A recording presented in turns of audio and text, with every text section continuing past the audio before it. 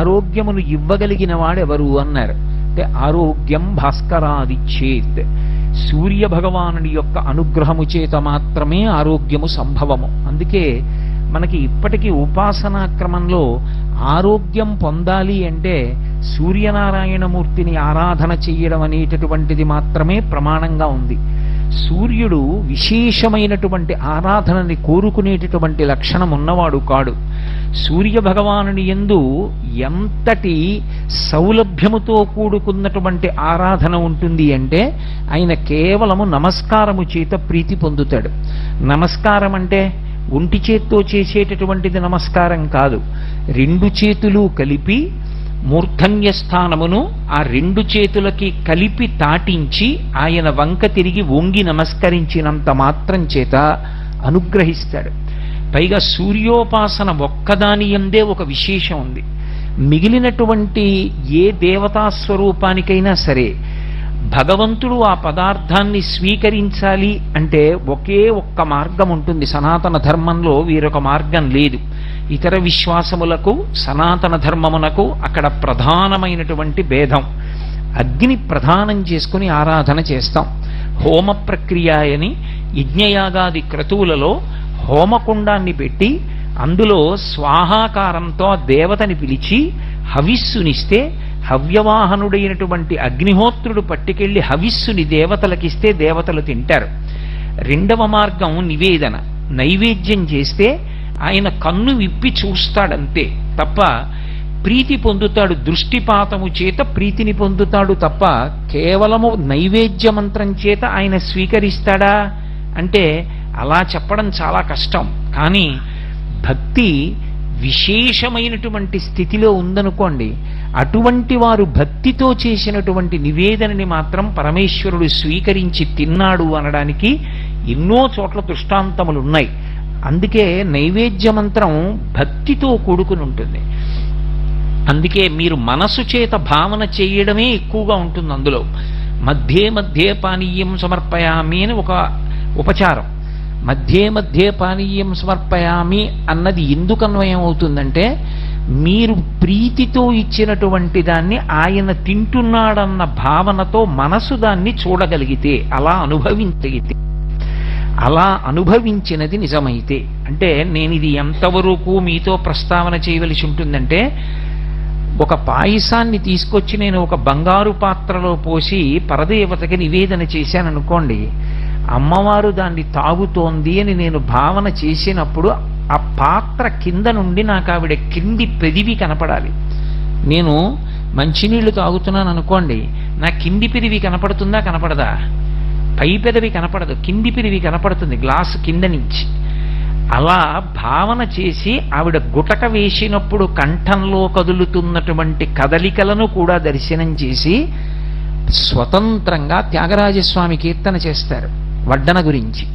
అమ్మా అమ్మ అంత తొందరగా తాగకు, వెక్కిళ్ళు వస్తాయి, ఒక్కసారి ఆగు, కాసిని మంచినీళ్ళు తాగు మధ్యలో అని మధ్యే మధ్యే పానీయం సమర్పయామి అంటే ఆవిడ పాయస పాత్ర పక్కన పెట్టి మళ్ళీ కాసిని మంచినీళ్లు తాగిందని భావన చేసి మళ్ళీ ఆవిడ పాయస పాత్ర పట్టుకుని తాగుతోందని అనుభవించగలిగిన హృదయం ఉంటే ఆమె స్వీకరించవచ్చు. అలా కొందరు పెట్టిన నైవేద్యాల్ని పరమేశ్వరుడు స్వీకరించాడు. తాడేపల్లి రాఘవనారాయణ శాస్త్రి గారు లాంటి మహాత్ములు పెట్టిన నైవేద్యాలు ఈశ్వరుడు స్వీకరించి పాయసపాత్ర మీద చెయ్యుంచింది కూడా అమ్మవారు. కాబట్టి నైవేద్యం చేత స్వయంగా భగవానుడు వచ్చి చెయ్యి వేసి స్వీకరిస్తాడు అని అందరి విషయంలోనూ నిర్ధారించడం కష్టం. అందుకే భాగవతంలో కూడా ఆయన నాకు ఏది ఇవ్వండి దానితో సంబంధం కాదు, దళమైన పుష్పమైనను ఫలమైనను సలిలమైన బాయని భక్తిని కొలచిన జనులర్పించిన యలమిన్ రుచిరాన్నముగా ఎనుభుజింతున్నంటాడు. కొలచిన జనులర్పించిన పరమభక్తితో ఇచ్చిన వాళ్ళు ఎవరైనా ఉంటే నేను తింటాను. గీతలో కూడా అదే అంటాడు, పత్రం పుష్పం ఫలం తోయం యోమే భక్త్యా ప్రయచ్చతి. అంత భక్తితో ఇచ్చావా తింటాను, అంత భక్తితో ఇచ్చినది కాదా ఆయన దాన్ని స్వీకరిస్తాడని నమ్మకం ఉండదు. ఒక్క సూర్య భగవానుడి విషయంలో మాత్రం ఒక విశేషం. ఏమిటా విశేషం అంటే మా గురువుగారు తరచుగా చెప్తూ ఉంటారు దాన్ని. భగవంతుడికి బాలభాస్కరుడి యొక్క కిరణములు పడుతున్నప్పుడు మీరు పాయసాన్నం వండి ఆయన ఎదురుగుండా పెట్టి ఆయనకి నైవేద్యం పెట్టారనుకోండి, ఆయన కిరణ స్పర్శ, కిరణములంటే కరములు, కరములంటే చేతులు అని అర్థం. ఆయన కిరణములు ప్రసారమవుతాయి. ఆయన కిరణములు ప్రసారమై పాయస పాత్రలోని పాయసాన్ని స్పృశిస్తాయి. చాలా ఇబ్బంది కలిగినటువంటి రోజుల్లో మా గురువుగారు పాయసాన్నాన్ని అలా నివేదన చేసి ఇచ్చి ఇబ్బందులు తగ్గించినటువంటి సందర్భాలున్నాయి. ఆయన కిరణములు ప్రత్యక్షంగా ఆయన చేతులు వెళ్ళి పాయసం మీద పడతాయి. మిగిలినటువంటి సమయాల్లో అలా పడడాన్ని గమనించగలరా అంటే అది భావము యొక్క పరిపుష్టత చేత ఉంటుంది. సూర్యకిరణముల యొక్క స్పర్శ మీరేం పెద్ద కష్టపడిపోయి కళ్ళు మూసుకుని చూడక్కర్లేదు. మీకు ఎదురుగుండా భగవానుడు దర్శనం అవుతూ ఉంటాడు. మిగిలిన చోట్ల భావనామాత్ర సంతుష్టాయై నమః, మీకు భావన ఉండాలి. సూర్యుని యందు ప్రత్యక్షంగా కనపడుతూ ఉంటాడు. అసవ్యోసతి నీలగ్రీవో విలోహిత ఉతైనం గోపా అదృశన్ను దృశన్ను దహార్య అంటుంది యజుర్వేదం. ప్రాతకాలమునందు ఉండేటటువంటి సంధ్యాకాలంలో అరుణారుణ కాంతులతో ఆకాశంలో ఎవరికి కనపడతాడు అంటే ప్రజ్ఞాపాతవములు, పాండితీ ప్రకర్ష, పరమభక్తి ఉన్న వాళ్ళకి కాదు. కేవలముగా ఏమీ తెలియకపోయినటువంటి ఆజ్ఞైనటువంటి గోపకాంతలు తమ తల మీద నీటి కడవ పెట్టుకుని పొద్దున్నే తలకడిగితే మొలకడగడం చేతకాక, మొలకడిగితే తలకడగడం చేతకాక, స్నానం కూడా చెయ్యకుండా చెరువులోని నీళ్లు కుండలో పట్టి తల మీద పెట్టుకుని నడిచి వెళ్ళిపోయేటటువంటి అమాయకులైనటువంటి కాంతలు కూడా ఆ సమయంలో భగవానుణ్ణి దర్శనం చెయ్యవచ్చు. అంత తేలికగా మాంసనేత్రానికి దొరికే ఏకైక భగవత్ స్వరూపం భాస్కర స్వరూపం ఒక్కటే. పైగా అది ఒక దేవతా స్వరూపం కాదు, అది పరబ్రహ్మస్వరూపం. పరబ్రహ్మస్వరూపమైన కారణం చేత ఆయనే సృష్టికర్త, ఆయనే స్థితికర్త, ఆయనే ప్రళయకర్త. అందుకే ఆదిత్య హృదయంలో వాల్మీకి మహర్షి ఆయనని నమక చమకాలు కూడా మధ్యలో పెట్టి స్తోత్రం చేశారు. సరే, 4 రోజుల ఉపన్యాసాల్లో ఎక్కడో నేను ఆదిత్య హృదయం గురించి ప్రస్తావన చేస్తాను. కాబట్టి తన కరస్పర్శ చేత, కిరణస్పర్శ చేత మీరు ఇచ్చినటువంటి నివేదనని ఆయన ముట్టుకుంటాడు. ఆ ముట్టుకున్న ప్రసాదం ఏదుందో ఆ ప్రసాదాన్ని స్వీకరించడం అనుగ్రహానికి కారణమవుతుంది. అందుకే ప్రదక్షిణం చేసి నమస్కారం చేసినప్పుడు వెంటనే ఫలితాన్ని ఇచ్చేటటువంటి దేవతా స్వరూపములుగా చెప్పబడేటటువంటివి 2 ఉన్నాయి. ఒకటి హనుమ. ఆ హనుమ సూర్యనారాయణమూర్తి యొక్క శిష్యులు. 2వ వారు సూర్యుడు. కానీ సూర్యుడికి ప్రదక్షిణ ఎలా చేస్తాం అంటే సూర్య దేవాలయం అందుకొచ్చింది. సూర్య దేవాలయం ప్రధానంగా దేనికి అంటే ప్రదక్షిణం చేయడం కోసం. కోణార్క సూర్య దేవాలయానికి ప్రదక్షిణం చేసి నమస్కారం చేసి గుండె జబ్బుల నుంచి, కుష్ఠవ్యాధి నుంచి విముక్తులైనటువంటి వారు ఎందరో ఉన్నారు. అంత ఉత్తరక్షణం అనుగ్రహించి ఆరోగ్యం ఇవ్వగలిగినటువంటి భాస్కర స్వరూపం ఏది ఉన్నదో ఆ భాస్కర స్వరూపానికి అంత విశేషమైనటువంటి ప్రాధాన్యతని ఉపాసన క్రమంలో కల్పించారు. భగవంతుడు భగవంతుడు అని ఎన్నో గ్రంథాలు చదివి ఎంతో పరిశ్రమ చేసే కన్నా అసలు మాంసనేత్రానికి దొరికేటటువంటి ప్రత్యక్ష భగవానుడైనటువంటి ఆ సూర్యనారాయణమూర్తి దర్శనం చేయడం ఎంత తేలికైనటువంటి విషయం.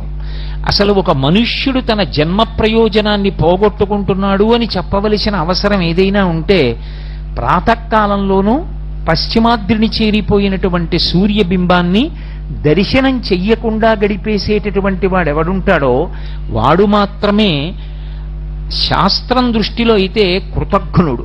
దేని చేత కృతజ్ఞుడు అంటే భగవానుడే స్వయంగా వినువీధిలోకి వచ్చి నిలబడిన లేచి ఆయన వంక తిరిగి ఒక్క నమస్కారం చెయ్యలేకపోయిన వాడెవడో వాడు కృతజ్ఞుడు. ఆ కృతజ్ఞుణ్ణి ఆయన క్షమించలేడు. అందుకే కృతజ్ఞఘ్నాయ దేవాయ జ్యోతిషాం పతయే నమః అంటుంది ఆదిత్య హృదయం.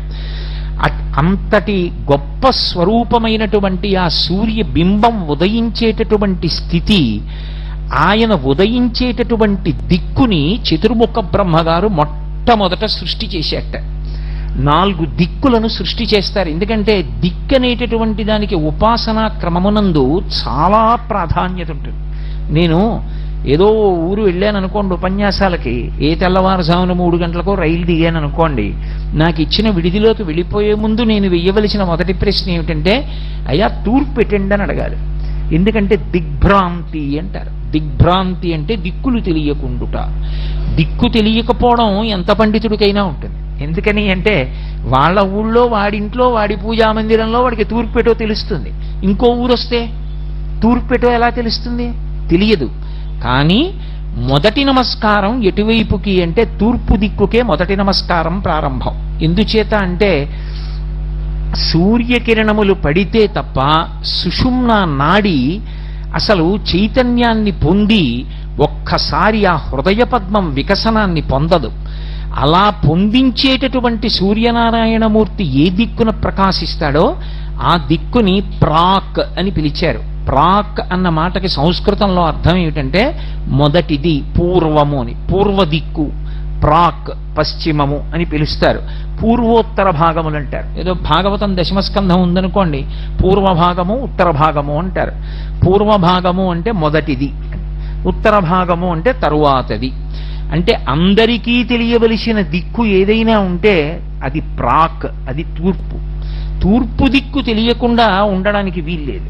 తూర్పు దిక్కు తెలిసి తీరాలి. ఎందుకంటే అసలు జీవితానికి వికసనం ఎక్కడి నుంచి మొదలవుతుంది అంటే ఆ తూర్పు దిక్కు నుంచి మొదలవుతుంది. అందుకే చతుర్ముఖ బ్రహ్మగారు కూడా సృష్టి ప్రారంభం చేసినప్పుడు మొట్టమొదట దిక్కు ఏది సృష్టి చేశాడో దానికి తూర్పు దిక్కు ప్రాక్ అని పేరు.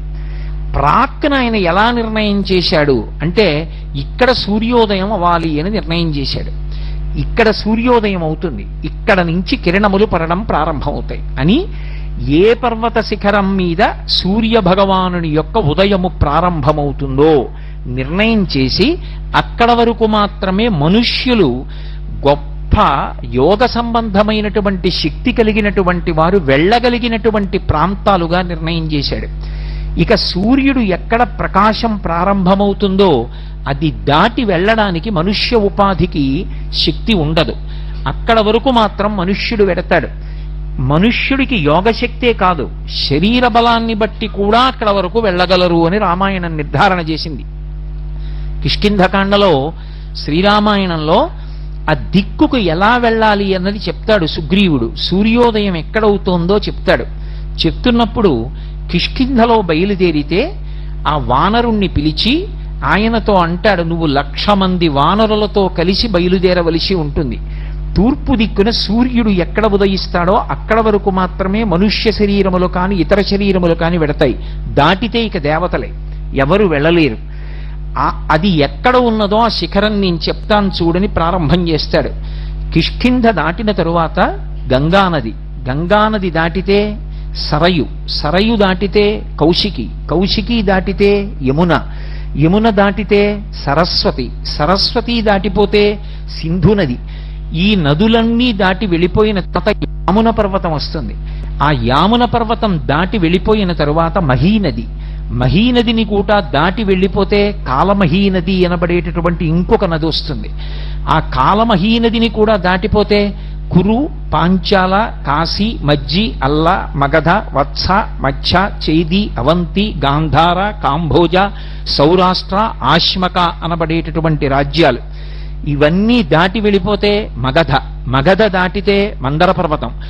ఆ మందర పర్వతం కింద ఉండేటటువంటి ప్రాణులు ఒక చెవి కలిగినటువంటి వాళ్ళు, ఒక్క ముక్కు భాగం మాత్రమే కలిగినటువంటి వాళ్ళు, ఒక కాలు కలిగినటువంటి వాళ్ళు మాత్రమే ఉండి అతి బలవంతులైనటువంటి ప్రాణుల్ని కూడా పట్టి తింటూ ఉంటారు. అది వాళ్ళ ఆహారం.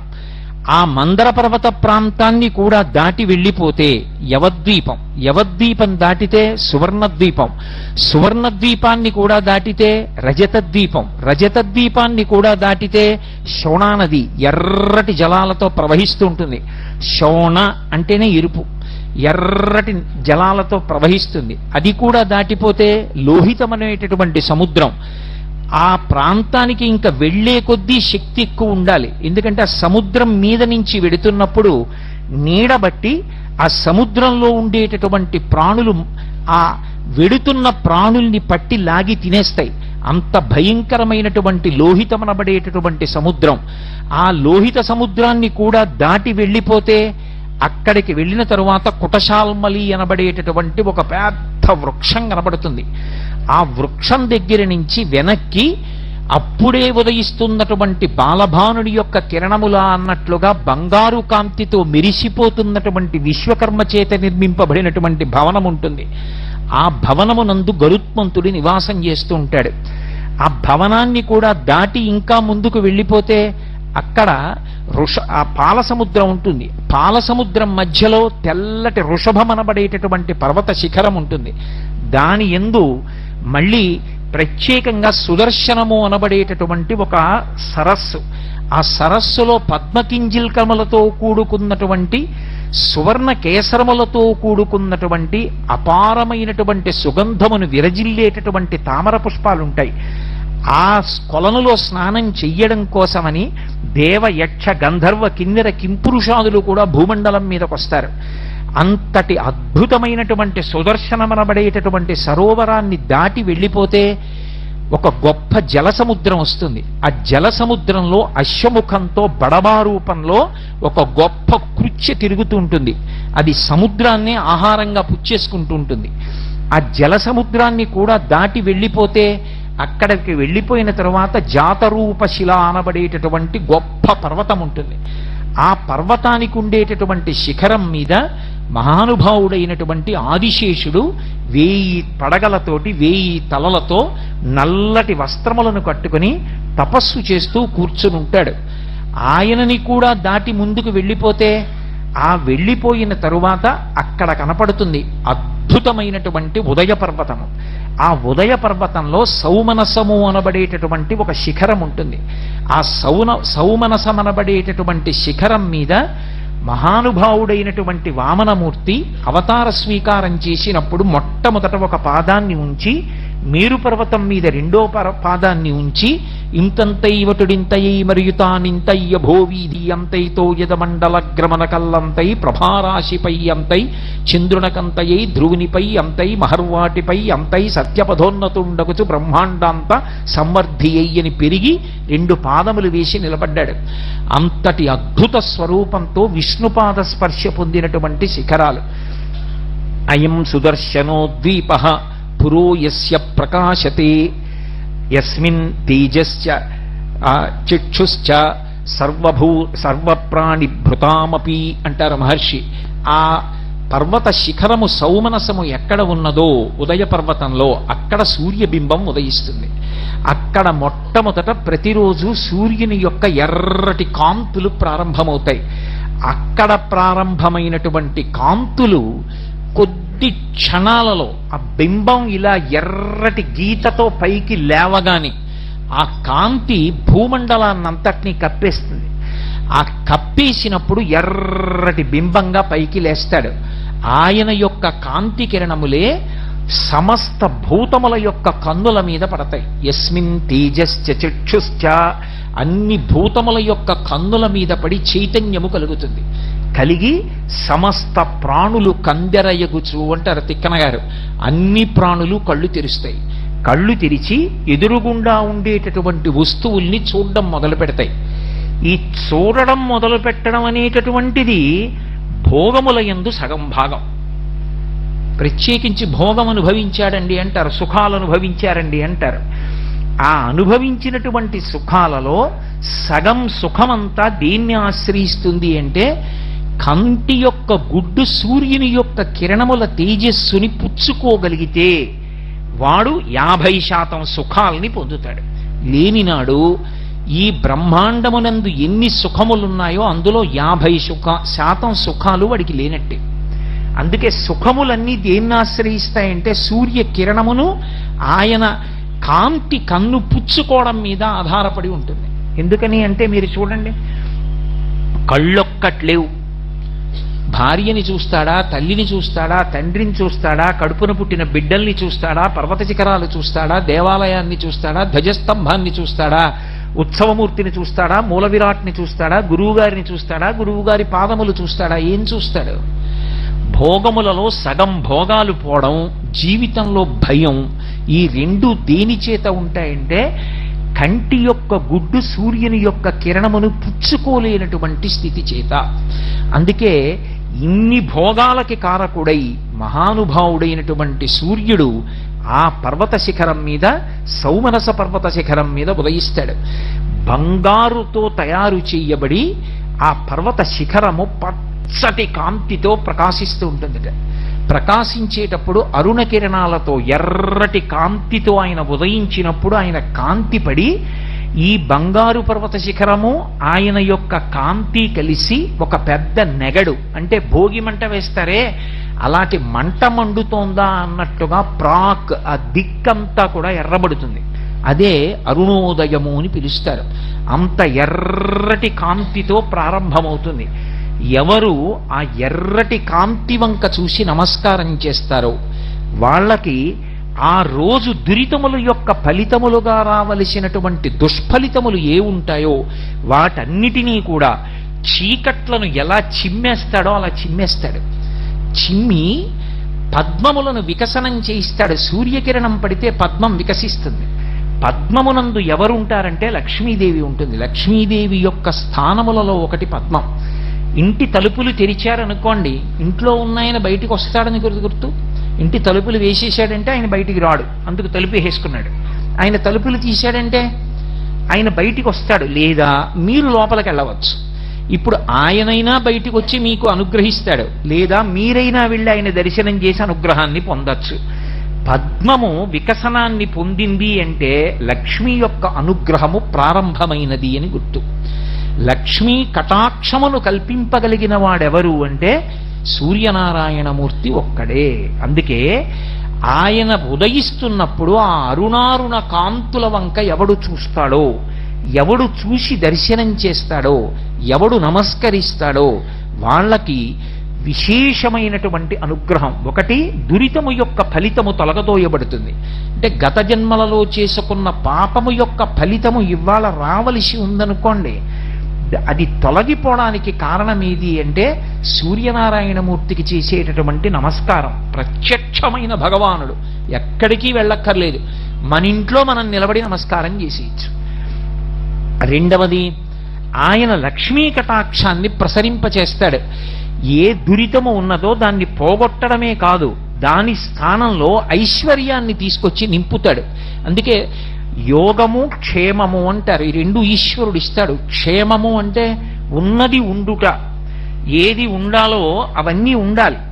అందుకే పూర్వం ఉత్తరం రాస్తే క్షేమం అని రాసేవారు. అంటే అవతలవాడు చదువుకుని ఉద్వేగపడక్కర్లేదు, ఏవేవి ఉండడం వల్ల నేను సంతోషంగా ఉంటానని నువ్వు అనుకుంటున్నావో అవన్నీ ఉన్నాయి, ఏవీ జారిపోలేదు.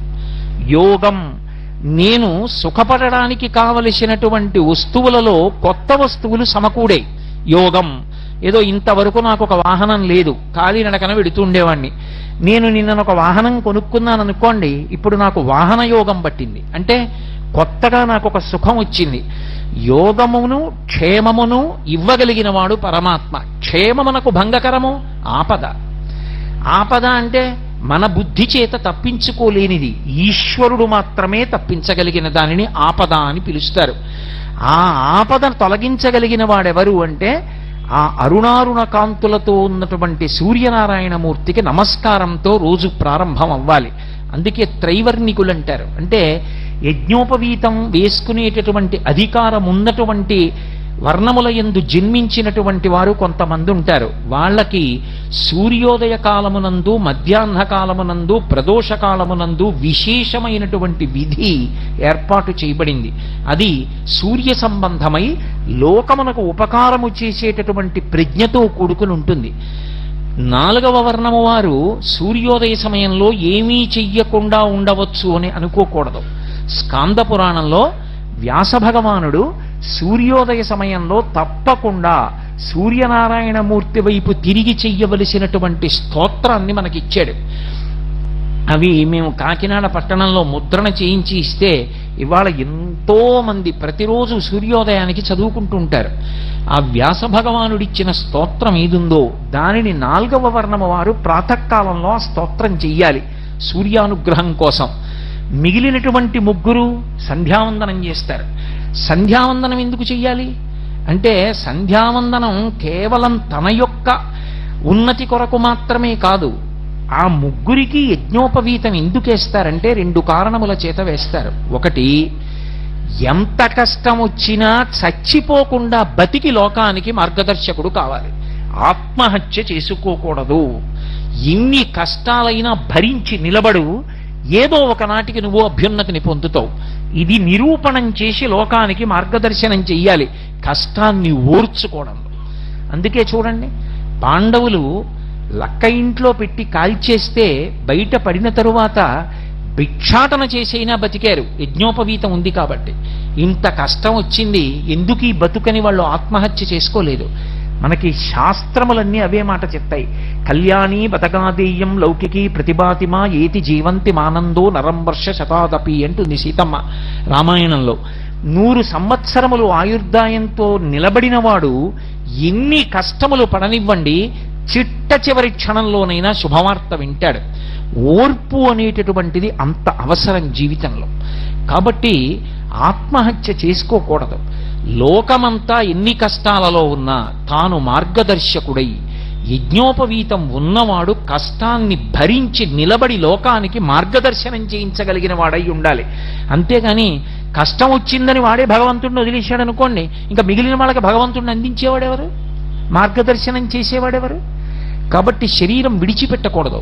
2, సంధ్యావందనం ఎందుకు చెయ్యాలి అంటే, సంధ్యావందనం ఎవరికి విధించారంటే లోకోపకారం చెయ్యవలసిన వాళ్ళకి, ప్రతినిత్యం కాయ కష్టం చెయ్యవలసిన అవసరం లేని వాళ్ళకి సంధ్యావందనం వేసింది శాస్త్రం.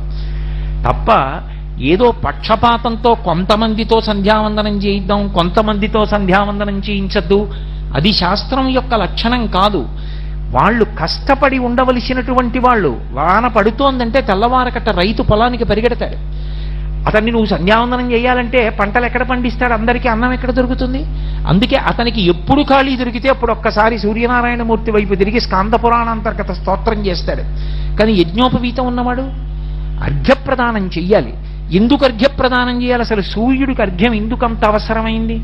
అర్ఘ్యం ఇవ్వకపోతే ఏమవుతుంది?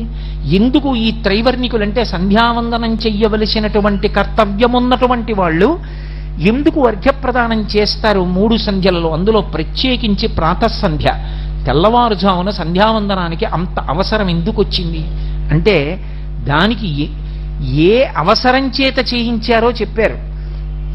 ఆయన సూర్యనారాయణమూర్తి ఉదయించేటప్పుడు ఆయన ఉదయించకుండా చేసేస్తే ఇక లోకములకు కాంతి ఉండదు.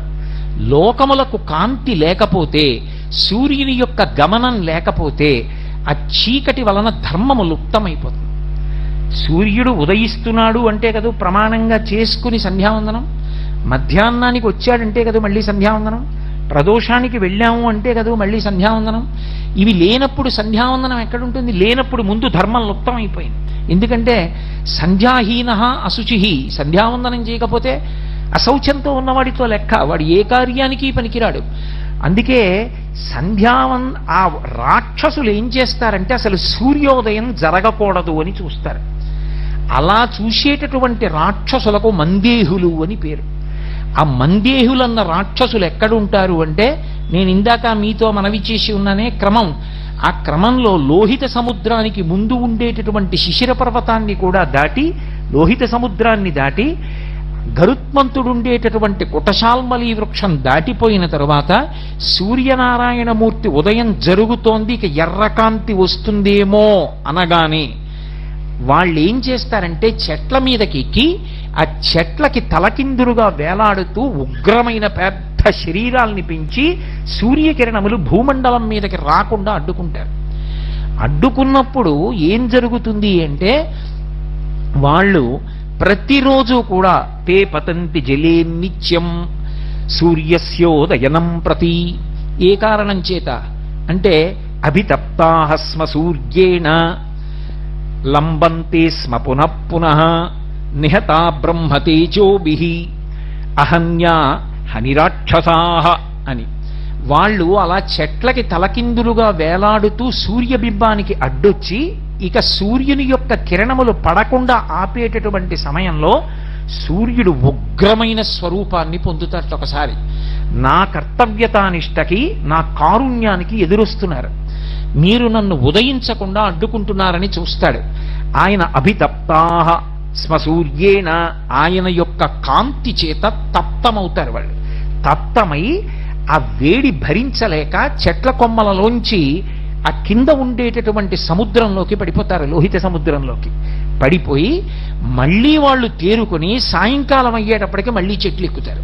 ఇవాళ కాకపోతే రేపు, రేపైనా ఎలా అడ్డొస్తా, రేపైనా ఎలా ఉదయిస్తాడు, లోకానికి ధర్మనాశనం చేస్తాం అని రాక్షసులు ప్రారంభమవుతారు. అందుకే అక్కడ కానీ ఇక్కడ కానీ ఎక్కడ కానీ ముందు పాడు చెయ్యాలని చూసేది రాక్షసులే. కాబట్టి ఉత్తిష్టంతో భూత పిశాచాః ఏతే భూమి భారకాః ఏతేషామ అవిరోధేన బ్రహ్మకర్మ సమారభే.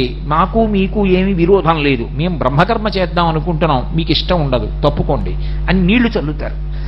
అలాగే నిహతా బ్రహ్మతేజోభిః, స్నానం చేసి వచ్చి ఎవరికి గాయత్రి మంత్రం ఉపదేశం చెయ్యబడిందో, ఎవడు సంధ్యావందనం చెయ్యాలని శాస్త్రం విధించిందో వాడు సంధ్యావందనానికి కూర్చుని అర్ఘ్యాన్ని విడిచిపెడుతున్నప్పుడు, అందుకే అర్ఘ్యప్రదానము బ్రహ్మాస్త్రమే అంది శాస్త్రం.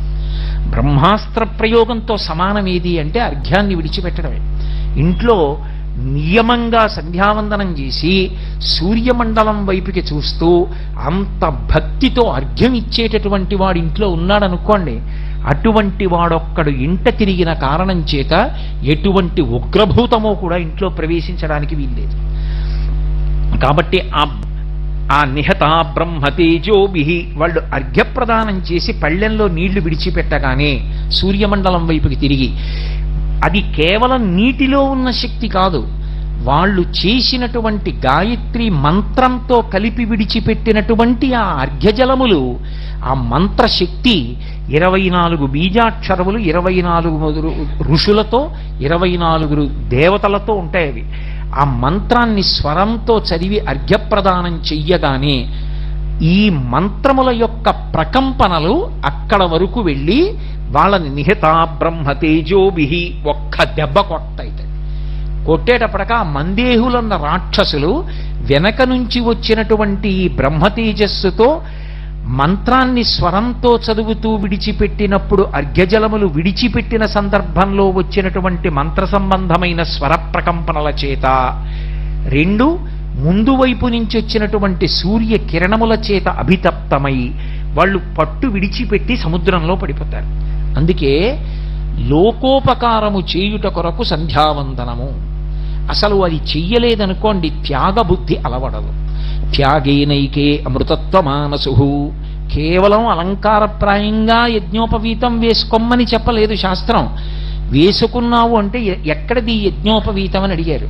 ఎక్కడది, ఇది ఎవరు తయారు చేశారు, అసలు అలా వేసుకోమని ఎవరు చెప్పారు అని అడిగారు. అడిగితే యజ్ఞోపవీతం పరమం పవిత్రం ప్రజాపతేర్యత్ సహజం పురస్తాత్, ఇది ఒకరు తయారు చెయ్యలేదు. ప్రజాపతి మొట్టమొదట, ప్రజాపతి అంటే పరమేశ్వరుడు, భగవానుడు ఎప్పటివాడు, సనాతనుడు, ఇప్పటివాడని చెప్పడం కుదరదు. ఇప్పటివాడు అని చెప్పడం కుదరనటువంటి పరమ సనాతనుడైనటువంటి పరబ్రహ్మమునకు తనంత తాను సహజముగా యజ్ఞోపవీతం ఉన్నది. అది ఎవరు సృజించారు అంటే ఈశ్వరుడు ఎంతటి సనాతనుడో యజ్ఞోపవీతం అంతటి సనాతనము. అంత గొప్పదైన యజ్ఞోపవీతాన్ని వేసుకోవడానికి అధికారం తండ్రి కల్పించి ఉపనయనం చేస్తే ఆ యజ్ఞోపవీతం విడిచిపెట్టి తిరిగిన వాడి కన్నా నీచుడు లోకంలో ఇంకొకడు. కాబట్టి సూర్యోదయం అనేటటువంటి దాని వెనక అంత విశేషం నడుస్తుంది. ఎందుకు సూర్యోదయానికి అంత గొప్పతనం ఇచ్చారంటే బ్రహ్మగారు చెప్పుకున్నాడు స్వయంగా, ఆయన మీదనే జగత్తంతా ఆధారపడింది. అందుకని ఆయన ముందు ఎటు ఉదయించాలో నేను నిర్ణయం చేశాను, ఆయన ఎటు ఉదయించాలో నిర్ణయం చేసి ఇది ఆయన దిక్కని చెప్పాను కాబట్టి ఇది ప్రాక్ అని సంతోషపడిపోయాడు. అంటే బ్రహ్మగారంతటి వాడు దిక్కులను సృజించినప్పుడు సూర్యుడు ఎక్కడ ఉదయించాలో నిర్ణయం చేసి దానిని ప్రాక్ అని పిలిచాడు. అంటే తూర్పు దిక్కుకి ఎంత గొప్పతనం ఉందో చూడండి. అందుకే ఏ పని చెయ్యండి తూర్పుకి తిరిగి నమస్కారం చేస్తారు. అందుకే సుందరకాండలో కూడా ఆయన దక్షిణ దిక్కుగా వెళ్ళవలసి వచ్చిన హనుమ అంజలిం పంభుకం కుర్వన్ పవనాయ ఆత్మయోనయే తదోహి వివృతే గంతుం అని ఆయన తూర్పు దిక్కుకి తిరిగి నమస్కారం చేస్తాడు. దక్షిణ దిక్కుకి వెళ్ళవలసి ఉండి కూడా. అంటే తూర్పు దిక్కుకి నమస్కారం చేయడం ఎందుకు అంటే భగవానుని యొక్క ప్రత్యక్ష స్వరూపం కన్నుల ముందు కదలాడేటటువంటి దిక్కు తూర్పు దిక్కుయే. ఆయన బయలుదేరుతున్నప్పుడు ఒక విశేషం జరుగుతుంది. ఇది చెప్పినవాడు ఎవరో సామాన్యుడు అనుకోకండి. ఇప్పుడు నేను చెప్తున్న విషయాన్ని చెప్తున్నవాడు మయూరభట్టు అని ఒక మహాకవి. ఆయనకు ఒకప్పుడు కుష్ఠవ్యాధి వచ్చింది. వచ్చి వేళ్ళు ఊడి కింద పడిపోతున్నాయి. కింద పడిపోతుంటే ఆయన కోణార్క వెళ్ళి కోణార్కలో ఉన్నటువంటి సూర్య దేవాలయానికి ప్రదక్షిణాలు చేశాడు. ప్రదక్షిణం చేసి రోజు సూర్య భగవానుడి వంక తిరిగి స్తోత్రం చేశాడు.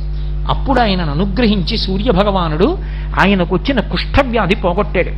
పోగొట్టినప్పుడు అరుణారుణ కాంతులతో వస్తున్నటువంటి ఆ సూర్య రథాన్ని చూస్తే, అందుకే సూర్యుడికి ఎంత గొప్పో సూర్య రథానికి అంత గొప్ప ఉంది. సూర్య రథాన్ని స్మరించినా, సూర్య రథాన్ని భావన చేసినా, ఆయన వస్తున్నటువంటి వేళ రథం వంక చూసినా కూడా అంతటి అభ్యున్నతి కలుగుతుంది. దాన్ని నేను చెప్పట్లేదు, మయూరభట్టు చెప్పాడు మహానుభావుడు. ఎందుచేత అంటే మీరు చూడండి, లోకంలో శివరథం అండి అని కట్టి పూజ చేయరు, విష్ణురథం అండి అని కట్టి ఇళ్లలో ఎవరు పూజ చేయరు. సూర్యరథం అండి అని మాత్రం కట్టి పూజ చేస్తారు. ఎప్పుడు మాఘమాసం వస్తే ప్రత్యేకంగా ఆదివారాల్లోనూ రథసప్తమి నాడు ప్రకృతి చేత ఆ సమయంలో ఏది ఇవ్వబడుతుందో దానితో కడతారు. ఆ సమయంలో చిక్కుడుకాయలు ఎక్కువ వస్తాయి. చిక్కుడుకాయలకి వెదురు పుల్లలు గుచ్చి సూర్యరథం కట్టామని సూర్యరథం పెట్టి చిక్కుడాకు వేసి అందులో పాయసాన్నం పెట్టి ఆయనకి నైవేద్యం పెడతారు. ఎందుకు సూర్యరథం ఒక్కటే కడతారో తెలుసా? లోకంలో సూర్యరథాన్ని మీరు 4 చిక్కుడుకాయలకి 4 పుల్లలు గుచ్చి అక్కడ పెట్టి చూసినా సరే. మాఘమాసం ఎందుకు అంటే సూర్యబింబం ఆవిర్భవించినటువంటి మాసం అది. అందుకని ఆ మాసంలో పట్టు ఎక్కువ. అటువంటి మాఘమాసంలో ఆయనకి రథం కట్టడం ఎందుకు అంటే ఆయన రథం తిరుగుతున్నప్పుడు ఒక చమత్కారం జరుగుతుందిట. మండలాకృతిలో గుర్రాలు తిరిగినట్టు తిరుగుతాడు. ఆ తిరుగుతుంటే ఆయన ప్రాంగుఖం ఇంద్రుడి వంక చూస్తాట. మొదట తూర్పు దిక్కుకి తిరిగి చూసేటప్పటికీ ఆయనకి గౌతమ మహర్షి శాపం ఉంది. ఒళ్ళంతా ఆయనకి నేత్రములుగా కళ్ళలా కనపడతాయి. అవి ఇతరులు చూసినప్పుడు పద్మాల మాల వేసుకున్నట్లు పద్మాలలా ఉంటాయిట.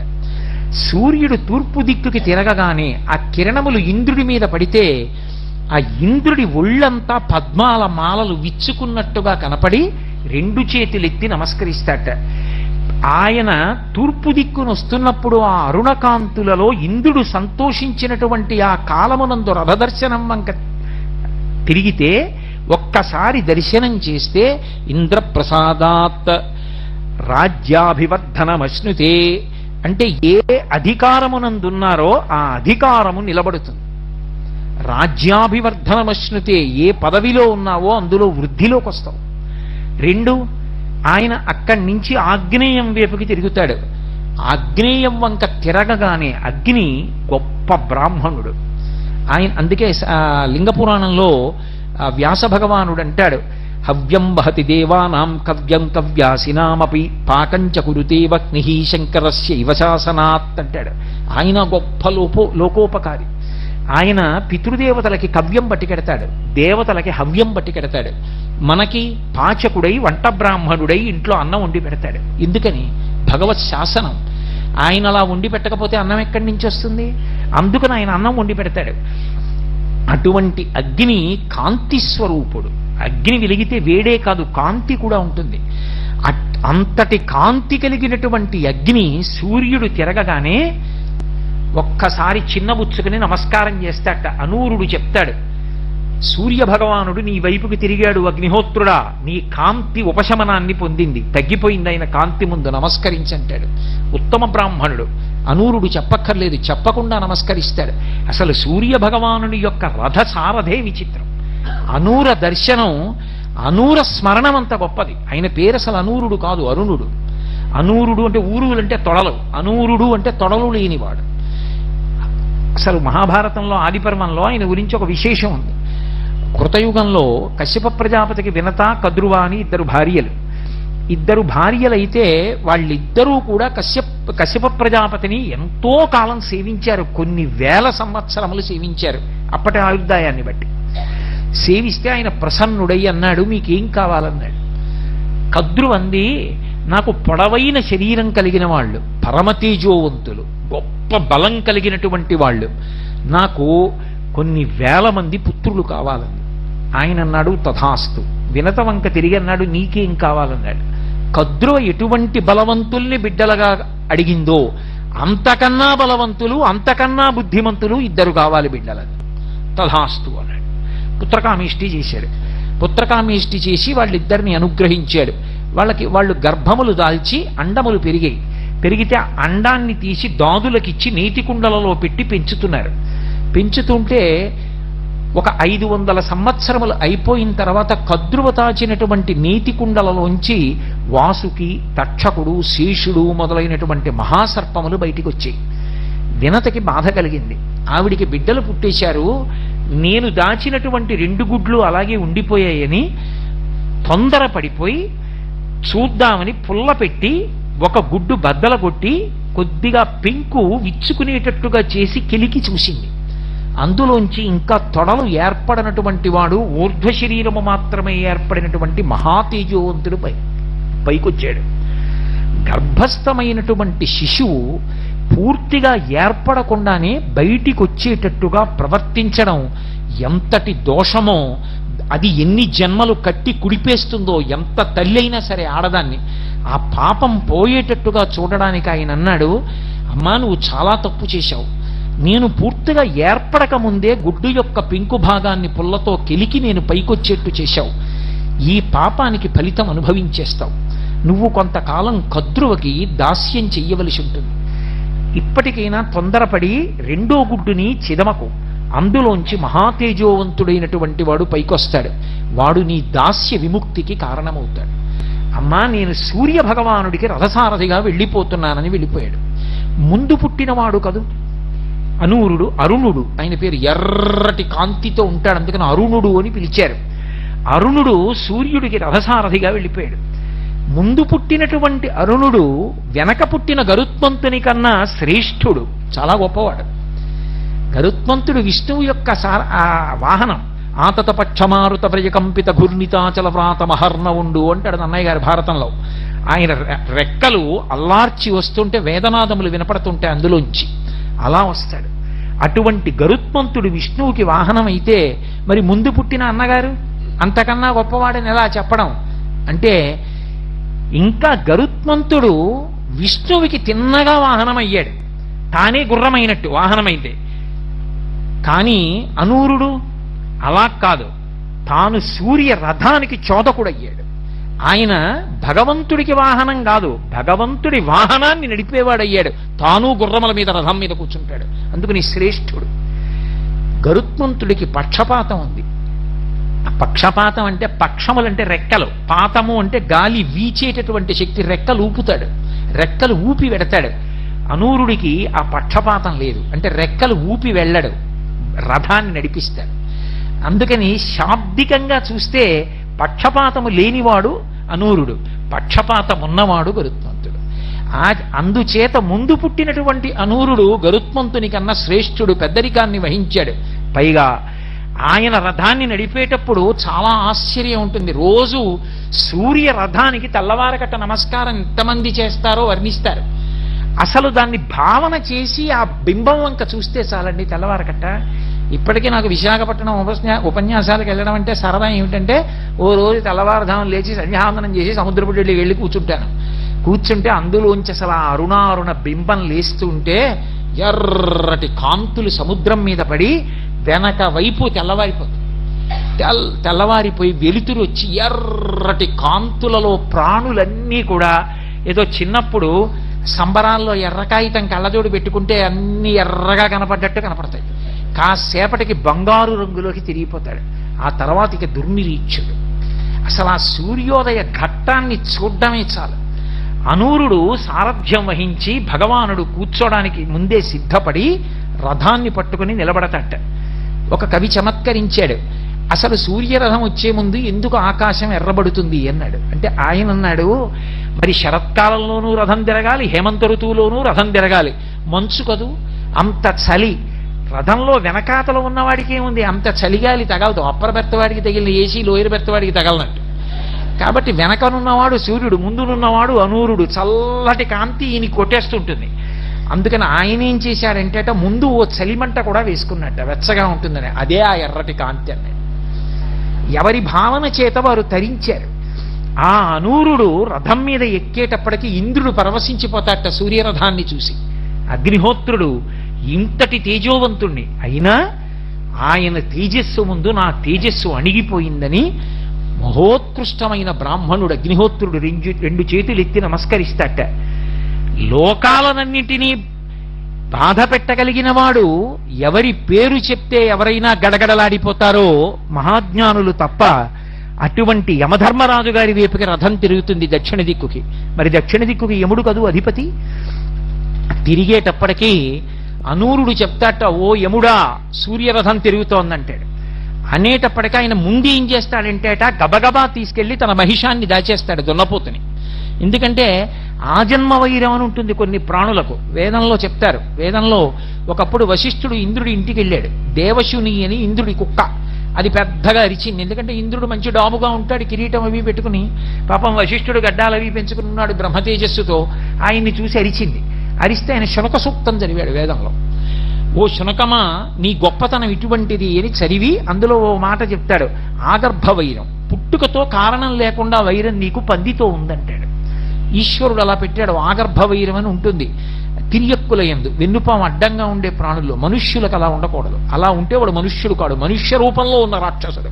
అలా వైరం కడుపులో పెట్టుకుని పైకి ప్రేమగా తిరిగేవాడు. కాబట్టి అటువంటి శునక సూక్తంలో కుక్క వైభవం చెప్పి వశిష్ఠుడు అంటాడు, ఈ శునక సూక్తం ఎవరు చదువుతారో వాళ్ళని కుక్కలు కరవవు అంటాడు. అలా మహిషానికి గుర్రానికి పడదు. ఎక్కడైనా దున్నపోతూ గుర్రం ఉన్నాయనుకోండి, ఒకదాంతో ఒకటి కలియబడతాయి. అందుకే సూర్యరథం దక్షిణ దిక్కుకి తిరుగుతుంటే యమధర్మరాజుకి పరాకు చెప్తారట. యమధర్మరాజుకి తండ్రి సూర్య భగవానుడు కాబట్టి నీ తండ్రి సూర్యుడి యొక్క రథం తిరుగుతోంది, నీ మహిషాన్ని దాచంటారు. ఆయన గుర్రాలతో కలియబడుతుందేమోనని తన మహిషాన్ని దాచేస్తాట. ఇంతటి యమధర్మరాజు తన తండ్రి సూర్య భగవానుడి యొక్క రథం తిరుగుతోందని రెండు చేతులెత్తి నమస్కరించి నిలబడతాట. పశ్చిమ దిక్కుకి తిరుగుతుంటుంది రథం, నైరుతి వైపుకి తిరుగుతుంది. తిరుగుతుంటే నైరుతికి రాక్షసులు అధిపతి. మీ అదృష్టం ఇవాళ మిమ్మల్ని సూర్యుడు చూస్తున్నాడు అనేటప్పటికీ రాక్షసులందరూ రెండు చేతులెత్తి నమస్కారం చేస్తారట. పశ్చిమ దిక్కుకి తిరుగుతుంది.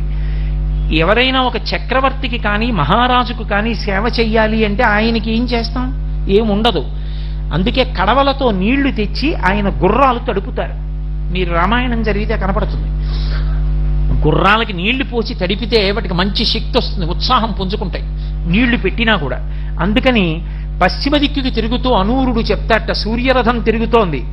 ఓ వరుణుడా, వరుడు జలములకు అధిపతి, ఓ వరుణుడా నీ యొక్క జలముల చేత ఈ రథాశ్వములను తడుపంటాడు.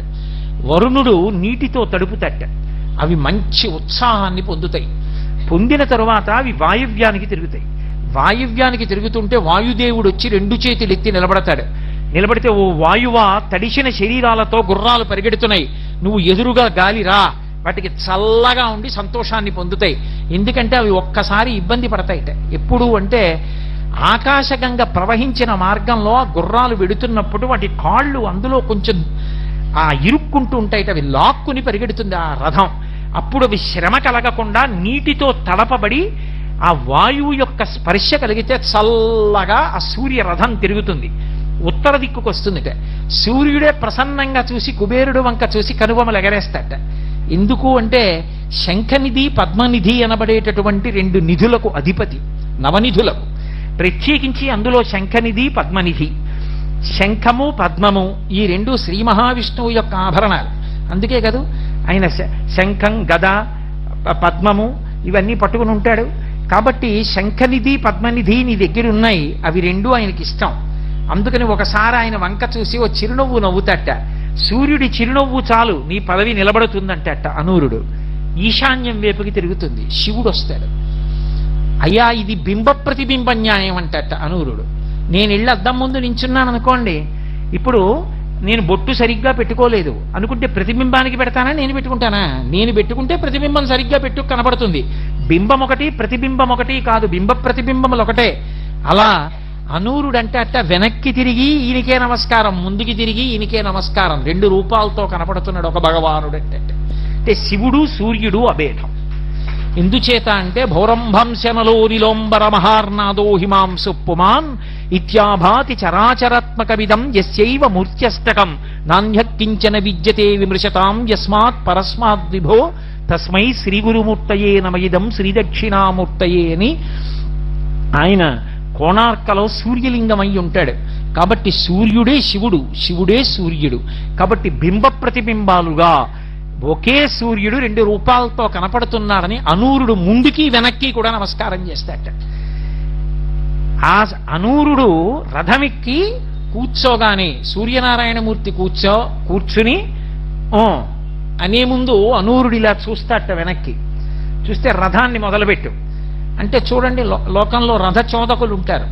మీకు బాగా అర్థం అవ్వాలి అంటే ఓ కారు డ్రైవర్ ఉన్నాడు అనుకోండి, ఎవరికి చెప్తాడు దానికి ఇబ్బంది వస్తే? ఎంత యజమాని అయినా రక్షింపబడేది డ్రైవర్ వల్లే కదూ, ఆయన బాగా నడిపితేనే కదూ. అందుకే కృష్ణుడు సారథ్యం వహించాడు. అయ్యా ఈ మధ్య బ్యాక్ టైర్ అంత బాగులేదండి, కొంచెం చక్రం మారిస్తే బాగుంటుంది సార్ అంటాడు కదూ, యజమానికే చెప్పాలి. సూర్యుడి వంకి ఇలా చూస్తాట అనూరుడు. చూస్తే సూర్యుడు అంటాట, ఓ అనూరా, రథానికి పగ్గాలు మారుద్దాం అనుకుంటున్నావేమో, వరుణుణ్ణి అడుగుదాం అనుకుంటున్నావేమో, పాశాలు వరుణుడి దగ్గర పాశాలు ఉంటాయి, అందుకే ఆ వరుణ పాశములు అంటారు. ఆ పాశములు ఉంటే అవి గుర్రాలకి వేద్దాం అనుకుంటున్నావేమో, మంచి పాశాలని. మన గుర్రాలకి వాడే పాశాలుగా వరుణ పాశాలు కూడా పనికిరావు, ఇవి సర్పపాశాలు. గొప్ప సర్పములను పాశములుగా వేసి పట్టుకుంటాడు అనూరుడు. కాబట్టి వరుణుడి పాశములు మనకి పనికిరావు, అందుకని ఎప్పుడూ ఈ పాశములు మారుద్దామని ఆలోచించకు అంటే ఇంకా తల తిప్పలేదట అరుణుడు. చూసి అంటాట, గుర్రాలు చాలా కాలం నుంచి ఉన్నాయి, ఒక గుర్రాన్ని మారుద్దాం అనుకుంటున్నావేమో, ఇంద్రుడి దగ్గర ఉన్న ఉచ్చైశ్రవం కూడా మన గుర్రాల్లో ఏ గుర్రానికి సరిపోదు, అందుకని గుర్రాల్ని మార్చే అవకాశం ఉండదు, ఇవి ఎప్పటికీ జవసత్వములతో ఉన్నవే, పోనీ అంటట. అయినా అనూరుడు అలా చూస్తాట. చూస్తే సూర్యుడు అంటాట, ఏమి మనకి ఏకచక్రధరం దేవంతం సూర్యం ప్రణమామ్యహం, మన రథచక్రం ఒకటే కదూ, చాలా కాలం నుంచి ఇదే రథచక్రం తిరుగుతోంది, దీనికి ఏమైనా మరమ్మత్తు చేయిద్దామంటే బండి ఆపకూడదు, అందుకని చక్రం తీసి చక్రం వేసుకెళ్ళిపోదాం అనుకుంటున్నావా? అందాక విష్ణువు సుదర్శన చక్రం అడుగుదాం అనుకుంటున్నావా? మన చక్రానికి ఏ సమస్యలు రావు, పద, మన రథానికి ఎదురు లేదంటట. లోపల కూర్చున్నవాడి అనుగ్రహాన్ని ఒకసారి స్మరిస్తాట. ఆయన ఆ మాట అన్నాక రథానికి ఎదురేమిటని పగ్గాలు ఒకసారి పట్టి లాగి విడిచిపెడతాట, బయలుదేరుతుంది రథం. అందుకని సూర్య రథం బయలుదేరింది అంటే గుర్తేమిటో తెలుసా? ఇంతమంది లేచి నిలబడి నమస్కారం చేస్తుంటారు. ఎలా? పరమ సంతోషంతో. అనూరుడు ఆ రథాన్ని బయలుదేరదీస్తుంటే సూర్య భగవానుడు కర్మఫల ప్రదాతయ్యి లోకమంతటి చేత కూడా ధర్మానుష్ఠానం చేయిస్తూ మహానుభావుడు బయలుదేరుతాడు. అందుకే అటువంటి సూర్యుడు బయలుదేరుతుండగా ఆ రథం వంక తిరిగి ఒక్కసారి నమస్కారం చేసి, దానికి పూజ ఏమిటండి? ఇంకా శంకరాచార్యుల వారు సౌందర్యలహరి పూర్తి చేస్తూ ఓ మాట అంటారు, ప్రదీపజ్వాలాభిర్దివసకర నీరాజన విధి అంటారు. ఏదో సూర్యుడి దగ్గరికి సూర్యుడికి నీరాజనం ఇస్తానని పళ్ళెంలో కర్పూరం వేసి వెలిగించిస్తే ఇది ఆయనకి హారతి ఇవ్వడానికి సరిపోతుందా? సరిపోదు. అలా ఆయనకి పూజ అంటే ఒకటే. మీరు స్నానం చేసి రెండు చేతులు కట్టుకుని ఆయన వంక తిరిగి ఆయన నమస్కార ప్రీతి, ఆయన ఉదయించడం మొదలవగానే రెండు చేతులు ముకిలించి నమస్కారం చేసి పరమ సంతోషంతో భావన చేస్తున్నారు అనుకోండి, ఎంత ఆనందపడిపోతూ ఉంటుందో ప్రపంచం. ఆ మందేహులు ఎలా పడిపోతున్నారో, రథం బయలుదేరడం, అనూరుడు ఆ వైభవం, అన్ని దిక్కుల వాళ్ళు నిలబడడం, మండలాకారంగా రథం తిరగడం, ఇదంతా ఒక్కసారి భావన చేస్తే చాలట. మనసులో ఒకసారి సూర్యరథం కదిలితే చాలు, ఈ రథానికి ఇబ్బంది రాదు.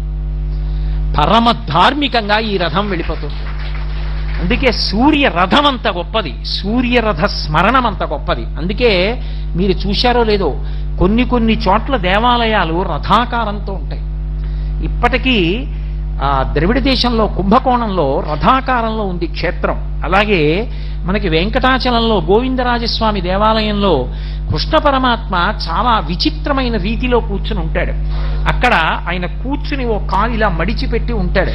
పూర్వం అక్కడ ఒక బోర్డు ఉండేది, పార్థాయ తచ్చతుషార జినత్వ యైవ యౌదర్శ్వితౌ స్వచరణౌ శరణం వ్రజేతి భూయోపి మహ్యమహతౌ కరదర్శితౌ తే శ్రీవేంకటేశ చరణౌ శరణం ప్రపద్యే అని శ్లోకం ఉండేది. చక్కగా వెళ్ళిన వాళ్ళందరూ చదువుతూ ఉండేవారు. ఆ కూర్చున్న ఆయన ఎక్కడున్నాడో అక్కడ ఇప్పటికీ కూడా రథాకారం ఉందని, అది భూమిలోకి దిగబడిపోయి మూర్తొక్కటే మిగిలిందని చెప్తారు పెద్దలు. అది కూడా రథాకారమైన దేవాలయం అని. అలాగే కోణార్క్ సూర్యరథం, సూర్యరథం ఎలా ఉంటుందో రథాకారంగానే దేవాలయం ఉంటుంది. అందుకే కోణార్కకి ప్రదక్షిణం, సూర్యదేవాలయ ప్రదక్షిణం సూర్యరథ ప్రదక్షిణం. అది మామూలుగా లభించేది కాదు, అంత గొప్పది. కాబట్టి సూర్యుని యొక్క రథాన్ని స్మరించడం, మానసికంగానైనా దర్శనం చేయడం కూడా అంత విశేషం. సూర్యోదయ కాలమునందు ఎంత విశేషం జరుగుతుందంటేట తిక్కన గారి విరాట పర్వంలో చెప్తారు. నీరజాకరములు నిష్ఠయి చేసిన భవ్య తపంబు ఫలమనంగా దినసముఖాకి నందిత చక్రయుగ్మకంబులయనురాగంపు బ్రోవనంగా హరిహర బ్రహ్మ మహానుభావంబులొక్కటింగాగరగిన గట్టియనగా అతుల వేదత్రయ లతికాచయము పెనుబొందన్ పుట్టెడు మూల కందమనగా అఖిల జగముల కందెరయగుచు జనసమాజ కరపుట హృదయ సరోజములకు ముకుళనంబును జృంభణంబును నర్చి భానుబింబంబు పూర్వాద్రిపై వెలింగే అంటాడు. మహానుభావుడు మహాసౌరంలో చెప్పబడినటువంటి విశేషాలన్నిటినీ కూడా తీసుకొచ్చి ఒక పద్యంలోకి ఇమర్చేశారు. అందుకు మహానుభావుడు తిక్కన గారు ప్రాతస్మరణీయుడయ్యాడు, సోమయాజి అయ్యాడు. నీరజాకరములు నిష్ఠయై చేసిన భవ్యతపంబు ఫలమనంగా, సూర్య బింబం ఉదయిస్తోంది అంటే తామర పూలన్నీ కూడా తపస్సు చేస్తాయిట. తామర మొగ్గల్ని మీరు ఎక్కడైనా చూస్తే ఎలా ఉంటాయంటే, ఒంటికాలు మీద యోగి నిలబడి ఇలా రెండు చేతులెత్తి తూర్పు దిక్కుకి నమస్కారం చేస్తే ఎలా ఉంటుందో తామరలు ఇలా ముడుచుకుని అలా ఉంటాయి. పాదద్వందము నేలమోపి పవనున్ బంధించి పంచేంద్రియోన్మాదంబున్ పరిమార్చి బుద్ధిలతకున్ మారాకు హత్తించి నిష్కేద బ్రహ్మపదావలంబన క్రియన్ క్రీడించు యోగీంద్రు మర్యాదం నక్రమ విక్రమించ కరి పాదాక్రాంత సంవక్రమయ్య అంటారు పోతన గారు. అలా తామర మొగ్గలు తపస్సు చేస్తున్నట్లుగా ఉంటాయి. ఒక్కసారి సూర్యకిరణం వచ్చి ఇలా తగిలిందనుకోండి, ఇలా విచ్చుకుంటాయి. నీరజాకరములు నిష్ఠయై చేసిన భవ్యతపంబు ఫలమనంగా దినసముఖాకి నందిత చక్రయుగ్మకంబులయనురాగంపు బ్రోవనంగా. చక్రవాక పక్షులకి రాత్రి అయితే కళ్ళు కనపడవు. కళ్ళు కనపడక అవి విశేషమైనటువంటి కామమోహితమై ఉంటాయి. క్రౌంచ పక్షుల్లా కాదు, క్రౌంచ పక్షులు వక్రమార్గంలో తిరుగుతాయి. చక్రవాక పక్షులకి భార్యాభర్తల మధ్య ఒండులకు ప్రీతి. అందుకని భర్తకి భార్య కనపడదు, భార్యకి భర్త కనపడడు. అందుకని చంద్రుడు ప్రకాశించినంతసేపు కూడా అవి పాపం బాధపడుతూ అలా కూర్చుంటాయిట. ఎప్పుడు తెల్లవారుతుందా, ఎప్పుడు తెల్లవారుతుందా, ఎప్పుడు నా భార్య కనపడుతుందా, ఎప్పుడు నా భర్త కనపడతాడా అని తపస్సు చేస్తున్నట్టుగా కూర్చుంటాయి. దినసముఖాకి నందిత చక్రయుగ్మకంబులయనురాగంపు బ్రోవనంగా. ఆ తెల్లవారేటప్పటికీ ఎప్పుడు సూర్యుడు వస్తాడా, మా ఆయన కనపడతాడా, ఎప్పుడు సూర్యుడు వస్తాడా అని అవి రాత్రల్లా చేసిన తపస్సుకి ఫలమా అన్నట్టుగా సూర్యుడు వస్తాడు. ఆ వెలుతురు రాగానే భార్య భర్త కలుసుకుని చక్క ఒకదాని పక్కన ఒకటి కూర్చుని కూ కూ కూ అంటూ ఒకదాని ముక్కు ఒకటి పొడుచుకుంటూ సంతోషంగా కూర్చుంటాయి. కాబట్టి దినసముఖాకి నందిత చక్రయుగ్మకంబులయనురాగంపు బ్రోవనంగా హరిహర బ్రహ్మ మహానుభావంబులొక్కటింగాగరగిన గట్టి అనగా సృష్టికర్త అయిన బ్రహ్మ, స్థితికర్త అయిన విష్ణువు, ప్రళయకర్త అయిన రుద్రుడు ముగ్గురు కలిసి ఒక ముద్దైపోతే ఆ కాంతుల బంతియే సూర్యుడు. కాబట్టి చక్రయుగ్మకంబులయనురాగంపు బ్రోవనంగా హరిహర బ్రహ్మ మహానుభావంబులొక్కటింగాగరగిన గట్టియనగా అతుల వేదత్రయలతికాచయము పెనుబొందన్ పుట్టెడు మూల కందమనగా. వేదములు త్రయీ అని పేరు, అందుకే సూర్యుడికి కూడా ఒక పేరుంది, త్రయీతనుహు అని. వేదములే శరీరముగా కలిగిన వాడైన అటువంటి వాడు, అంటే స్వరం చేత మంత్ర విభాగం చేత వేదములు మూడు అని. అటువంటి వేదములు మూడు పుట్టడానికి, వేదములనేటటువంటి తీగ పుట్టడానికి మూలకందమైనటువంటి ఆ దుంప ఎదురుగుండా కనపడుతోందా అన్నట్టుగా ఉన్నట్ట సూర్యుడు.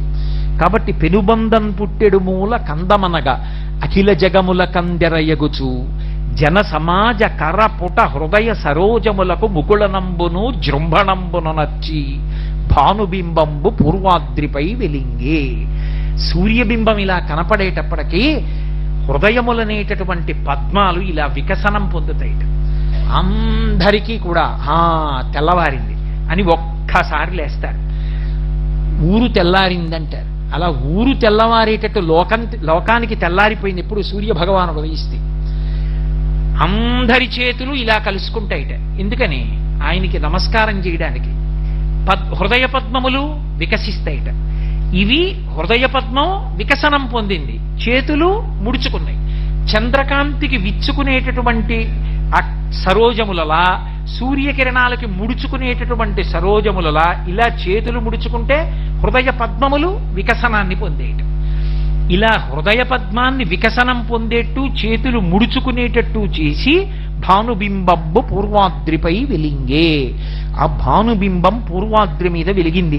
ఎందుకని జనులందరూ నమస్కారం చేయాలి? ఏం చేయకపోతే ఏమవుతుంది అంటే, ఆయనకి నమస్కారం చెయ్యడానికి కొన్ని ప్రధాన కారణాలు చెప్పింది వేదం.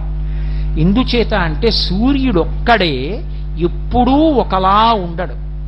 ఏదో వెలుగుల బంతి కదా అని ఎప్పుడూ 365 రోజులు అలాగే ఉండేటటువంటి లక్షణంతో ఉండడు. ఒక్కొక్క నెలలో అంటే చాంద్రమానంతో చెప్పబడినటువంటి నెలల్లో ఒక్కొక్క నెలలో సూర్యుడు ఒక్కొక్క రూపాన్ని పొందుతాడు. అందుకే ఒక్కొక్క పేరుతో పిలవబడతాడు. పిలవబడినప్పుడు చైత్రము, వైశాఖము, జ్యేష్ఠము, ఆషాఢము, శ్రావణము, భాద్రపదము, ఆశ్వీజము, కార్తీకము, మార్గశిరము, పుష్యము, మాఘము, ఫాల్గుణము అని 12 నెలలు కాదు. ఈ 12 నెలలలో ప్రకాశించేటటువంటి సూర్యబింబం తన కిరణములను పైకి కొట్టాలా, మధ్యలో ఉంచాలా, క్రిందకి కొట్టాలా, ఏ భూతములను ఎంత అనుగ్రహించాలి అన్నది కిరణముల యొక్క వ్యూహముల విభాగము చేత మార్చుకుంటాడు. ఆ మార్చుకున్నప్పుడు ఒక్కొక్క నెలలో ఒక్కొక్క పేరుతో మారిపోతుంది కాంతి. అందుకే ఈ 12 నెలల్లో పిలిచేటటువంటి సూర్యులకు 12 పేర్లున్నాయి. ప్రతి నెలకి సూర్యుడు అనరు. సూర్యుడు మూలకందం. కానీ మొట్టమొదట చైత్రమాసం దగ్గర నుంచి మొదలు పెడితే ధాత, అర్యముడు, మిత్రుడు, వరుణుడు, ఇంద్రుడు, వివస్వంతుడు, త్వస్త, విష్ణువు, తర్యముడు, పూషుడు, భగుడు, క్రతువు అని 12 నెలలకి 12 మంది అధిపతులు ద్వాదశాదిత్యులు. ఒక్కొక్క నెలలో ఒక్కొక్క పేరుతో పిలవబడి ప్రకాశిస్తాడు. ఎందుకు అలా ప్రకాశిస్తాడో తెలుసా? ఆయన అలా ప్రకాశిస్తే తప్ప లోకం నిలబడదు. ఎందుకు నిలబడదు అంటారేమో, ఆయన 1000 కిరణములు కలిగిన వాడు అంటారు. సహస్ర కిరణుడు అని. సహస్ర కిరణుడు అంటే సంస్కృతంలో 1000 కిరణములే ఉన్నవాడు అని కాదు దాని అర్థం. అనంతమైనటువంటి కిరణములు కలిగినటువంటి వాడు. 1000ని ఒక సంకేతంగా స్వీకరిస్తే, అంటే 1000 అన్న సంఖ్యని ఒక సంకేతంగా తీసుకున్నారనుకోండి, తీసుకున్నప్పుడు ఆయన లోకానికంతటికీ ఒక మహోపకారం చేస్తాడు. చేసినప్పుడు ఆయన ఉపకారం చేసేటప్పుడు తిరుగులేని ఉపకారం అది. ఆ ఉపకారం చేసేటప్పుడు 400 కిరణములను 5 వ్యూహముల చేత పైకి కొడతాడు, ఆకాశం వైపుకి.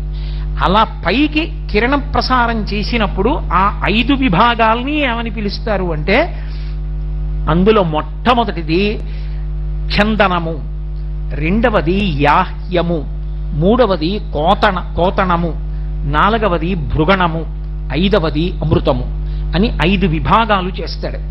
5 విభాగాలతో 400 కిరణములను ఊర్ధ్వభాగం వైపుకి విసురుతాడు. విసిరితే ఏమవుతుందంటే, తాను ఇంతకు ముందు ఉత్తరాయణంలో నీటినంతటినీ లాక్కుంటాడు. లాక్కున్నది దక్షిణాయనం వచ్చేటప్పటికి 400 కిరణములను పైకి పంపిస్తే మేఘములన్నీ కూడా బయలుదేరి వచ్చి వర్షాన్ని కురిపిస్తాయి. అంత వర్షం కురిపించాలి అంటే ఆయన మార్పు చెందుతాడు. కిరణములను 400 కిరణములను పైకి ఆకాశం వైపుకి వెళ్ళి మేఘమండలాన్ని లోకం మీదగా పంపిస్తాడు. మహోపకారి. అందుకే మేఘానికి తక్షణ ఉపకారం, సూర్యుడికి తక్షణ ఉపకారం. ఆయన్ని ప్రార్థన చేసేటప్పుడు అందుకే శంకరాచార్యులు వారు సౌందర్యలహరి చేస్తూ ఒక మాట అంటారు, సకృన్నత్వానత్వా అంటారు. సకృన్నత్వానత్వా అంటే పరమభక్తి తత్పరులైనటువంటి వారు ఒక్కసారి నమస్కరిస్తే అనుగ్రహించేస్తారు.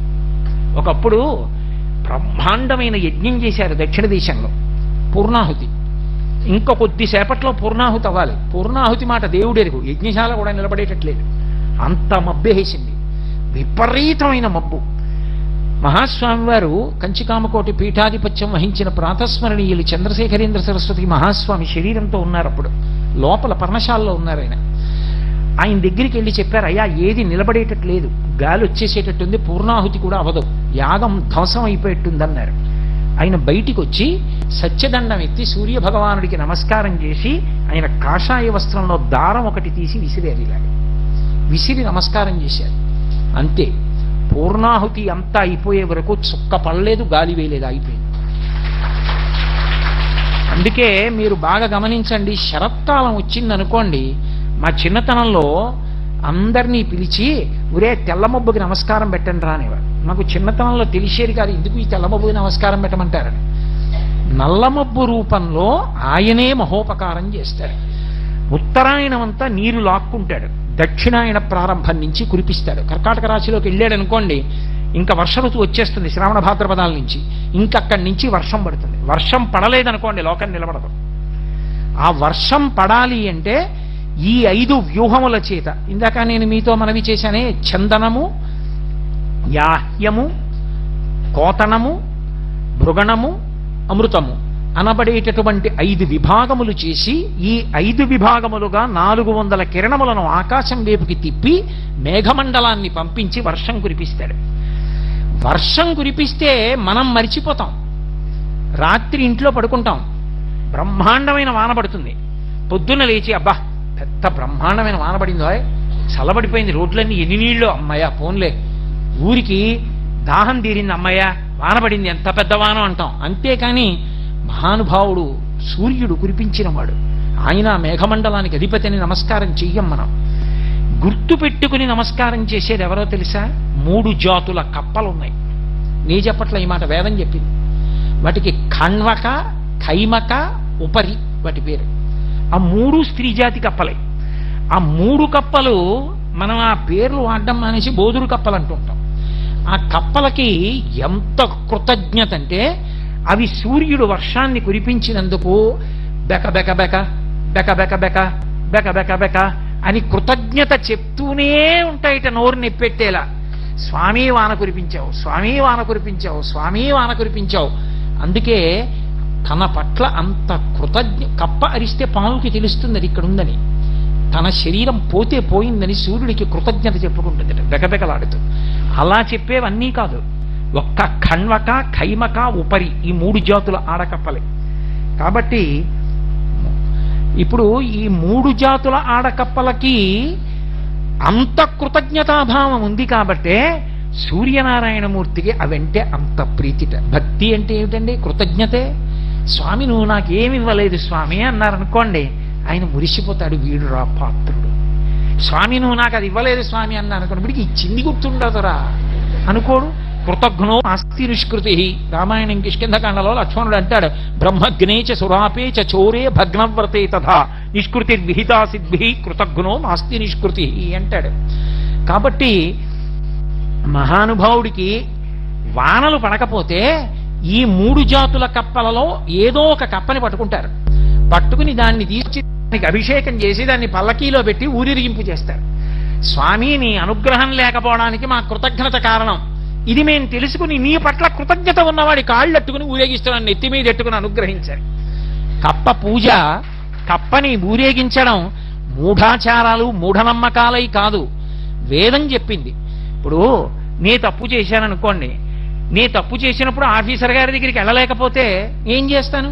ఆఫీసర్ గారి దగ్గర బాగా అనుగ్రహం పొందిన వాడిని పట్టుకుంటాను. పట్టుకుని వాడిని ముందు పెట్టుకుని, అయ్యా ఇంతకు ముందు చేశాడు కానీ ఈ మధ్య మారాడండి పాపం నేను చూస్తున్నాను, వదిలేయండి అంటే అంత కోపం ఉన్నవాడు నీకు చెమడా తీసేద్దాం అనుకున్నాను, అతను చెప్పాడు కాబట్టి చూస్తాను అని అవకాశం ఇస్తాడు. ఎందుకు? ఈయన చెప్పాడు కాబట్టి, లేకపోతే వాడు బతుకేమైపోను. అలా మనం కనీసం రాత్రల్లా వర్షం కురిపిస్తే పొద్దున్నన్నా నమస్కారం పెట్టకపోతే, కప్ప బెకబెకబెకలాడుతూ ప్రాణం పాము కప్ప చెప్పడానికి సిద్ధపడింది, దాన్ని ఊరేగింపు చేస్తే ఆయన ప్రసన్నుడవుతాడు. ప్రసన్నుడై వర్షం కురిపిస్తాడు. అందుకే కప్పకి పూజ, కప్పని ఊరేగించడం. అంతేగాని అసలు అది ఏమిటో, ఎక్కడ చెప్పారో, ఎందుకు చెప్పారో ఏమీ తెలియకుండా ఇవన్నీ మూఢాచారాలని బయలుదేరకూడదు. అది తప్పది జీవితంలో. అసలు మనిషి శీల వైభవాన్ని పాడు చేసేస్తాయి. అందుకే శరత్కాలం వస్తే కృతజ్ఞతావిష్కారం చేయరా, లేకపోతే నీ బతుకు ఇలాగే కృతజ్ఞతతో అలవాటైపోతుందని శరత్కాల మేఘం వెళ్ళిపోతుంటే తెల్ల మేఘం ఎక్కడో సముద్రంలో ఉప్పు నీటిని తాగి నిరాధారమైనటువంటి ఆకాశంలో వచ్చి నువ్వు అడిగావా లేదా చూడకుండా రాత్రి వర్షం కురిపించేసి తెల్లవారుసామున తెల్ల మబ్బు వెళ్ళిపోతోంది.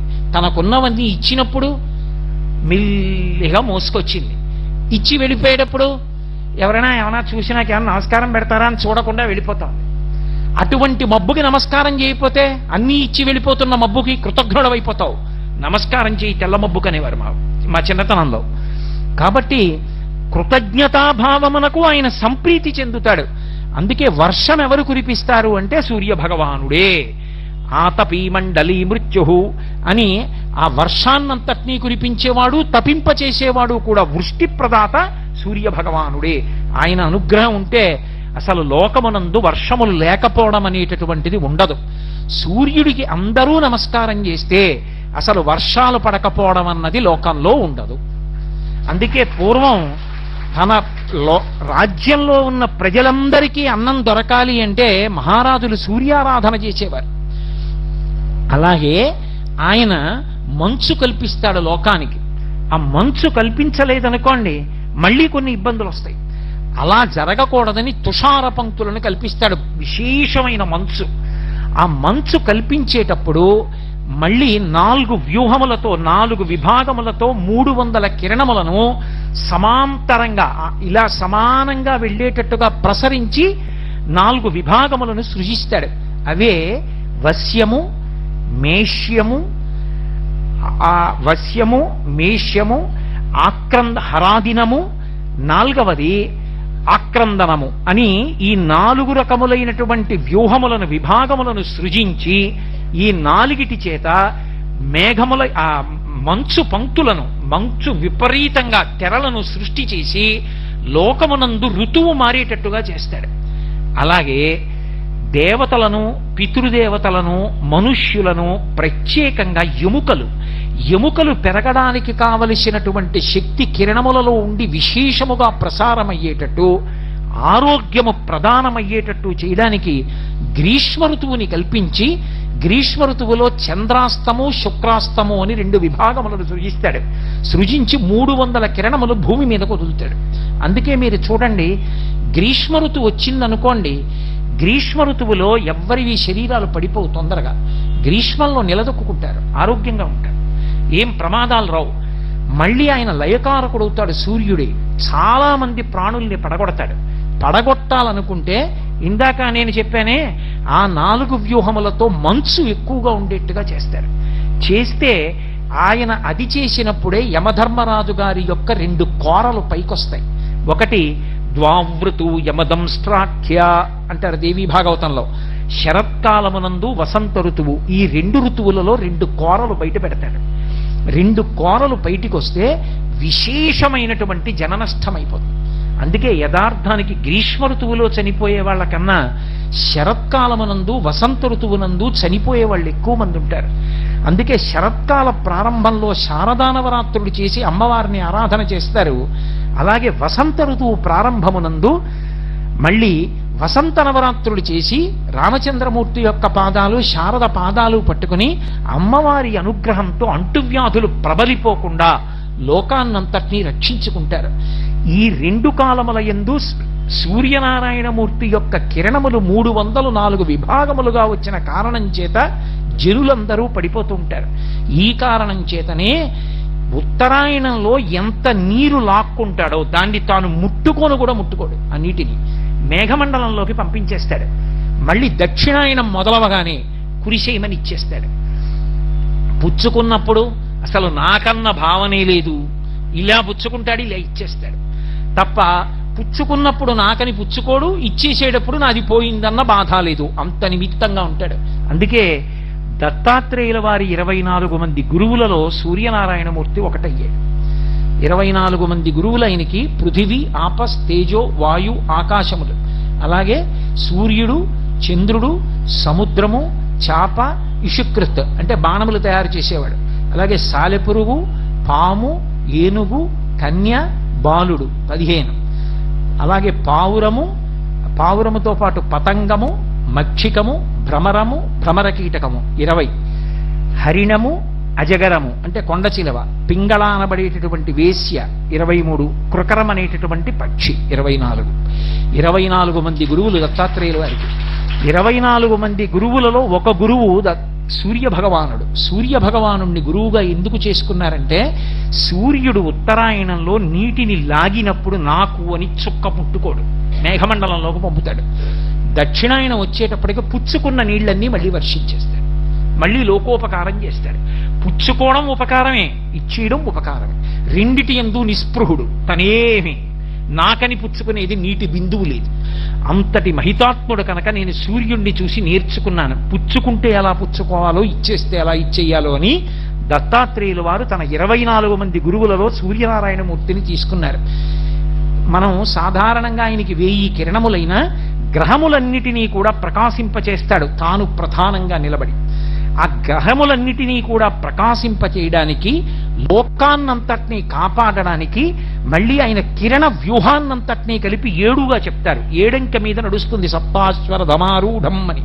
ఆ 7 కిరణములకే సుషుమ్నము, హరికేశము, విశ్వకర్మ, విశ్వవ్యచ, సంపద్వసు, అర్వాగ్వము, అలాగే స్వరాడ్వసు అని 7 కిరణములు. ఈ 7 కిరణములలో 7వ కిరణమైనటువంటి స్వరాడ్వసు లేదా స్వరాట్ అంటారు దాన్ని. దాని చేత శనీశ్వర గ్రహం ప్రకాశిస్తుంది. శనీశ్వరుడు సూర్యనారాయణమూర్తి కుమారుడు. అందుకే రోజు సూర్యుడి వంక తిరిగి నమస్కరించిన, సూర్యుడిని స్తోత్రం చేసిన, ఏలినాటి శనిలో ఉన్న వాళ్ళ జోలికి కూడా ఎక్కువ వచ్చి ఇబ్బంది పెట్టడాడు. మా తండ్రి గారి భక్తుడు కాబట్టి ఆయన జోలికి నేను వెళ్ళి ఎక్కువ బాధించలేనంటాడు. అంతటి మహితాత్ముడు సూర్య భగవానుడంటే.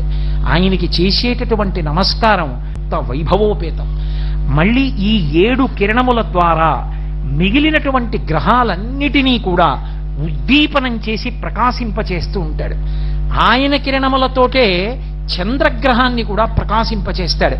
చంద్రగ్రహాన్ని ప్రకాశింపచేస్తే భూమి మీద విత్తనాన్ని ఓషధిగా మారుస్తాడు.